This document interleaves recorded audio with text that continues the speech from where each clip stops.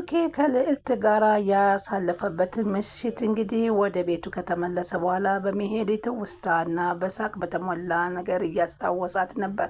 ይህንን ያላስደሰታት ሚጣ ደግሞ እሷን አንድ ነገር ማድረግ አለብኝ በማለት ከቤት ውስጥ ቢላዋን ይዛ ሄዳ ትቀጥራታለች።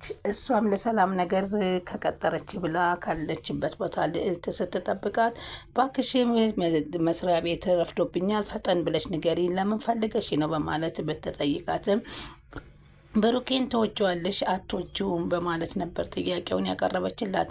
እሷም እወደዋለሁኝ በማለት ስትላት እንግዳ ዛሬ የመጣሁት ከሱ እንድትርቂ ላደርግሽ ነው በማለት ስትነግራት እንዴት አንቺም ተወጂዋለሽ እንዴ በማለት ትጠይቃታለች። አዎ እኔ እወደዋለሁ፣ ታዲያ አንቺ ገልጸሽለታል ወይ ለብሩክ መወደድሽን ስትላት አልገለጽኩለትም። እኔም እኮ ታዲያ እኔ እንጂ ወደድኩት እሱ እንደወደደኝ አልገለጸልኝም። ስለዚህ ምርጫውን ለሱ ብናደርገው ምን ይመስልሻል በማለት ብትጠይቃትም በፍጹም ምርጫው መግባት የለበትም እኔ ብቻ ነኝ ለብሩክ የምገባ በማለት ወይዘሮ ሚጣ እንግዲህ የያዘችውን ቢላዋ ወደ ልዕልት በሆዷ በመስደድ እንግዲህ ጉዳት አደረሰችባት። ይህንን እየሰማ ብሩክ በጣም በመጨነቅና በመናደድ እየሮጠ ሲሄድ እንግዲህ አንስቶ ወደ ሆስፒታል አስገብቷታል። ከዛም በኋላ ግን ሚጣን ፈጽሞ እንደዚህ አይነት ነገር ታደርጊያለሽ ብዬ አልገመትኩሽም፣ አንቺ የኔን ግንኙነት ለምንድን ነው እንደዚህ የምታደርጊው በማለት ይናደዳል። እንደዛም እንደተናነቁ ድንገት እየደወለላት ነበርና ስልኩን አንሺው በማለት ትላታለች። ባክሽ የቢሮ ስራ ሊሆን ይችላል፣ ጸጉሬን ልቀቂኝ እያለች ብትላትም ጸጉሯን ይዛ ከአንገላታቻት በኋላ ነበር ቢላዋን የሰካችባት። ላውድ አድርጊው መስማት አለብኝ አለቻት። እሱም እንደተባለው ትላንት ያሳለፍነው ነገር በጣም ደስ እንዳለውና ሌሊቱን ሲያስባት እንዳደረ እሷ ደግሞ በተቃራኒው እንደሆነ ትገልጽለታለች። እሷ ደግሞ ለምን ፍቅርሽን አትገልጭለትም? ለምን ሳትገልጭለት ትሰቃያለች? በማለት ልዕልት ትነግራታለች ሚጣ ደግሞ አንቺ በፍጹም ከእሱ ሱስ አጠገብ እንድትሆኚ ስለማልፈልግ ነው፣ በቃ እየነገርኩሽ ነው፣ ያስጠነቀቅኩሽ ነው በማለት ስትዝትባት ባክሽ ቢላዋን ዘወር አድርጊልኝ በማለት ነበር ስትማጸናት የነበረው።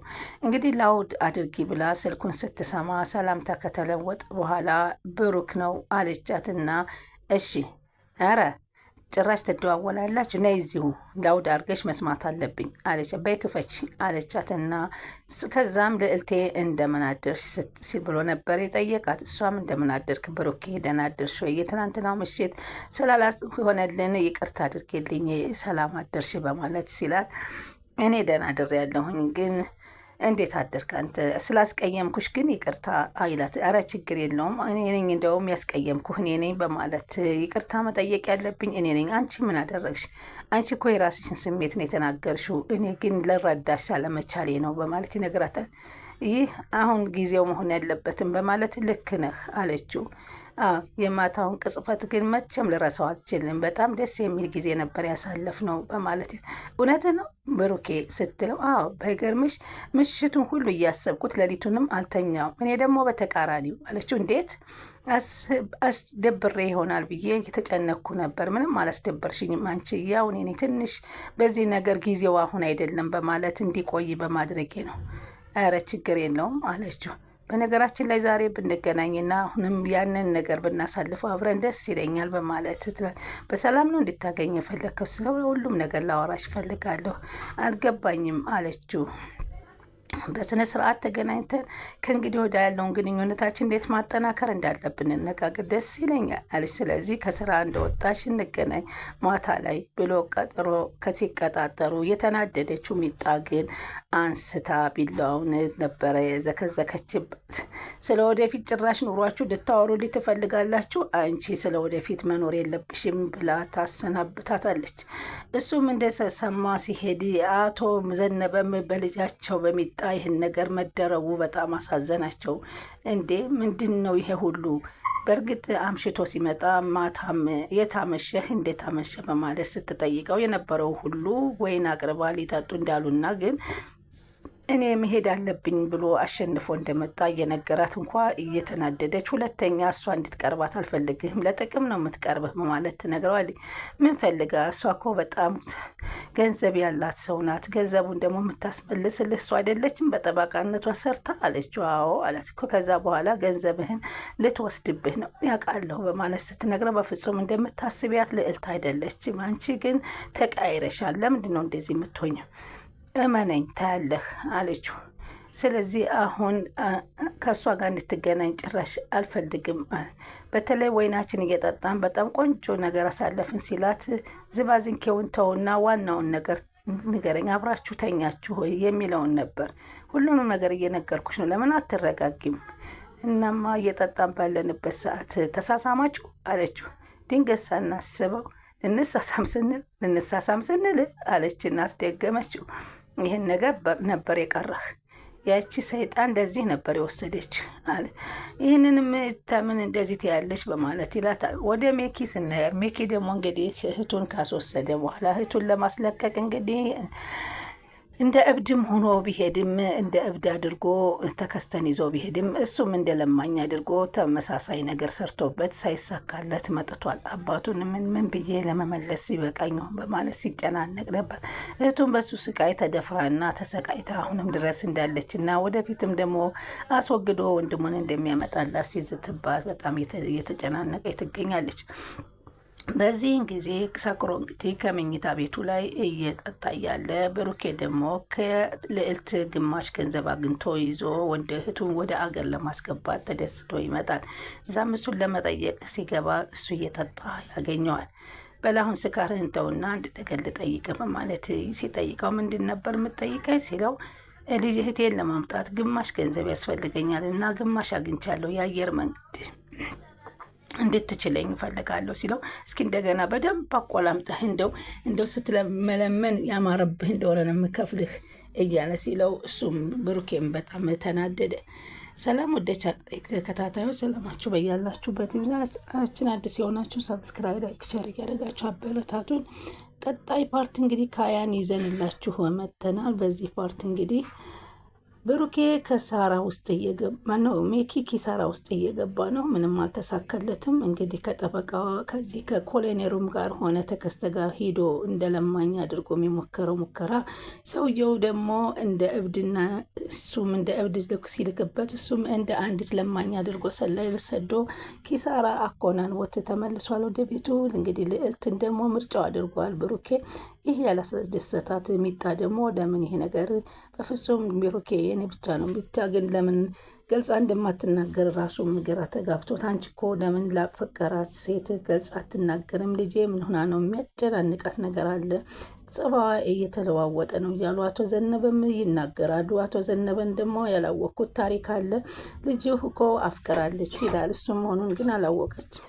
አቶ ዘነበ ደግሞ ብሩኬን ሲመለከቱት ፈገግታ ሲያዩበት ምንድን ነው ዛሬ በፈገግታ ተሞልተሃል ሲሉት የምሽቱን ነገር እያስታወሰ መሆኑ መናገር አልፈለግም። በዚህም ጊዜ ተናደደች እና ውጣልኝ፣ እፏ ከዚህ ክፍል ውጣልኝ በማለት አንቺ ግን ጤነኛ አይደለሽም፣ ጸበል መሄድ ይገባሻል በማለት ይነግራታል።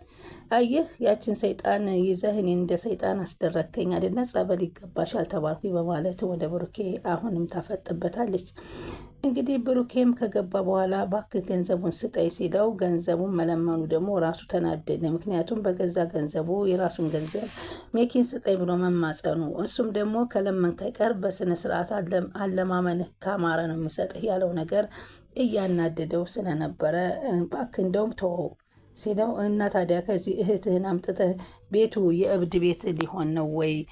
እብድ በእብድ ቤት ልንሆን ነው በማለት ይነግረዋል። እባክህ ሚኪያስ እህቴ እንዳስመጣበት ስለሆነ እባክህ እንደሱ አትበል። አየህ አለው። ሳቅ በሳቅ ፈነዳና በጣም ደስ ትላለህ፣ በጣም ነው ደስ የሚለው አለማመንህ እያለ ያሾፍበታል። እስኪ እንደ አንድ ጊዜ የመጨረሻ ጊዜ ደግሞ እስኪ አንድ ጊዜ ድገምልኝ እያለ ሲያናድደው ከዚህ በላይ ትዕግስቴን አትፈታተነኝ፣ ገንዘቡ ሰጠኛለህ አትሰጠኝም ብሎ ሲጠይቀው እንዴት ደስ ይላል አለ። እስኪ ያስበው አሁን እንግዲህ ያ ሀብታም ግሩም ቀብራራው በሳው የነበረ ዛሬ ቀን ጥሎት ከእኔ ብር መለመኑ እያለ ያናደው ገባ። ሰውስ ማን ያምናል አለው። እኮ ይህን ሁሉ ተወውና አሁን ለቁም ነገሩ የምጠይቅህን ነገር ብሰጠኝ መልካም ነው ማለት ይጠይቀዋል። የሚኪያስ አባት ሰክሮ በመምጣቱ በጣም ወይኔ ምን ልታሳየ ነው ፈጣሪ እዚህ ያመጣኝ እያለ ሲሉ አባቱን ሰላም እንኳ ለማለት አልችሎ እየተውገደገደ ሲወርቅባቸው አባትየውም ጭራሽ እንደዚህ ብሎ መጣልኝ ወይኔ ወይኔ እያሉ እየተናደዱ እየበሸቁም ነበር። አሁን አቶ ዘነበንም እንደው ልጄን የወሰዳትን ሰውዬ አግኝተናል ብለውኛል፣ ዛሬ ያመጡልኛል እያሉ በተስፋ ሲጠብቁም ቆይተው ግን ልጅቷን ሊያመጡ አልቻለም። እሱም እንግዲህ በቃሽ ከዚህ በኋላ ላሰናብትሽ ነው በማለት እሷን እስከዛተ በኋላ ግን አንቺን ትቼ ወንድምሽን አሰናብት ለምን? ምክንያቱም እኔ ሊያሰናብተኝ ትርሲትን ለምን አሰናበታችኋ ብላ ስጠይቀው ይህ የወንድምሽ ሴራ ነው በማለት እባክተው ፈጣሪ ይቅጣው እንጂ አንተ አትቅጣው፣ እሱን አታስወግደው በማለት ስለ ወንድሟ ትማጸነው ነበረ። እሱ ግን በፍጹም እሱ እኮ በእኔ ሊያስገድለኝ ነበር ዛሬ እነዛን ሰዎች ይዞ የመጣው እኔ ግን ነቃሁበት በማለት ይነግራታል።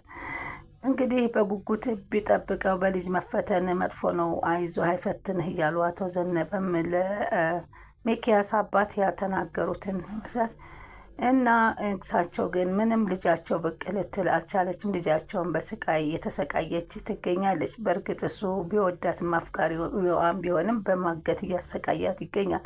መደፈሬ ሳይብሰኝ ደግሞ አሁን ጭራሽ ልታስወግዴ ነው ወይ በማለት ነበር የጠየቀችው። አንቺ ሳይሆን ወንድምሽን ነው ተሰናበችው፣ ምን ልበልልሽ በማለት የስንብት ቃላት ሁሉ ሲጠይቃት ኧረ እባክህ ተወው እሱን ተወው እኮ እሱን ተወው ብዬ ንገርልሽ ስላት አይ አንተ እሱን ወንድሜን ተወው እያልኩ ነው በማለት ስትመልስለት ግን ወደ አሁኑ ፌንት ሆና ስትወርቅበትና ሲያስታውካት ሲያስመልሳት ሲያይ በጣም ደነገጠና በቃ አይዞሽ በማለት ደንግጦ እሷን ማባበል ጀመረ። አቶ ዘነበን ፈጣሪ ልጅዎን ያምጣልህ እያለ ለሚኪያስ አባት እየተማጸነ እሳቸውን በጉጉት ከዛሬ ነገ ልጄ ትመጣለች በማለት ቢያንጋጥጡም ግን ልጅቱን የሚያመጣበት ዘዴ ፈጽሞ ሊያገኝ አልቻለም። ይባስ ብሎ ጭራሹን ኮሎኔሉ ጋር መጋጨት ጀመረ። አንተ እኮ ነህ እንደዚህ ብለህ ያስመለጥከኝ ገንዘብ በልተህ በማለት ሲነግረው አርፈ ተቀመጥ፣ እኔ ኮሎኔሉ መሆኔን እየረሳሁ ይመስለኛል በማለት ይነግረዋል።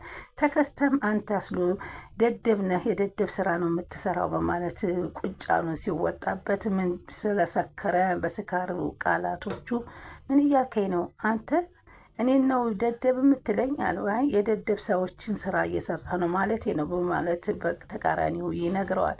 እሱም በዛ ተናደደና አንተ አርፈ ተቀመጥ ተከስተ ብያለሁ፣ ያለዛ ግን በእጄ ተጠፋለህ እያለ ሲለው ከአሁን በኋላ እንኳን የምትጠፋው አንተ ነህ በማለት ነበረ ሲዛዛትበት የነበረው። ሚኪያስ በአሁኑ ሰዓት የሚያደርገውን የሚጨብጠው የሚይዘው ነገር ያጣ ይመስላል። ምክንያቱም ለሰው የዘረጋው ወጥመድ እህቱን በወጥመዱ ስር አስገብቶ ስለ ሌሎቹ ማሰቡን ትንሽ ትቶ ስለ እሷ ማሰቡን የቀጠለ ይመስላል። ብሩኬስ አሁን ተሳክቶለት እህቱን ያመጣት የሆነ ከልዕልት ጋር ያለው ነገር እንግዲህ ምርጫው ይቀጥላል ወይንስ ሚጣ እስከ መጨረሻ አስወግዳታለሁ ባለችው መሰረት እንግዲህ ልታስወግዳት ሆነ። አሁን እንግዲህ ወደ አንስተው ወደ ሆስፒታል እንደወሰዷት ነው። የሆስፒታሉ ውጤት እንግዲህ አልተነገረም። ሰላም ስለምትከታተሉ ከልብ አመሰግናለሁ። ቻናሉን ላይክ ሼር እያደረጉ ጠብቁን።